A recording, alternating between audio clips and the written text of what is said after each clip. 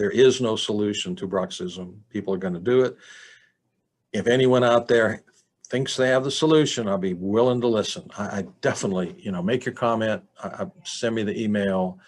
I'll try it out. But to my knowledge, in all the patients that I've treated, I have never, ever seen anyone stop the bruxing habit. I mean, for any length of time, maybe for an hour. Not for any length of time, especially at night when they have no control.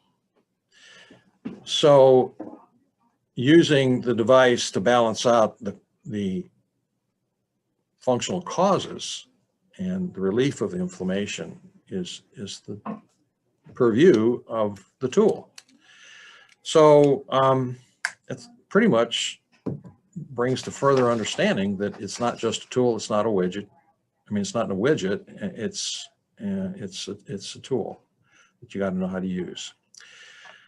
The rate of inflammatory response is another factor that plays into this, and that's one of the reasons why the protocol isn't in concrete. It varies on many different avenues and for many different reasons, only a few of which I just want to list out here. But number one is age. Young people respond to healing very much better, quicker, better response. I think you've all seen that. I certainly saw that doing surgery, taking out wisdom teeth on a 16-year-old versus a 50-year-old.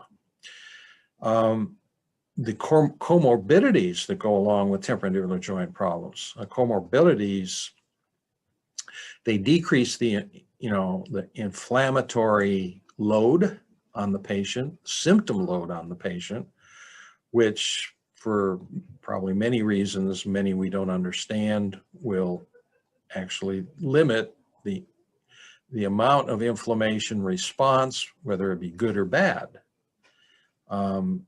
The health of the immune system itself, a whole other topic that actually I don't feel confident to talk about, even though I have a degree in anatomy cell biology. The immune system is something that we have a certain limit on our understanding and a whole lot of questions that are still out there to be answered. Just to make a side note, I just read some papers that there's some work, excellent work being done on the cure for multiple cancers based on understanding the immune system and being able to regulate the immune system, which makes total sense to me.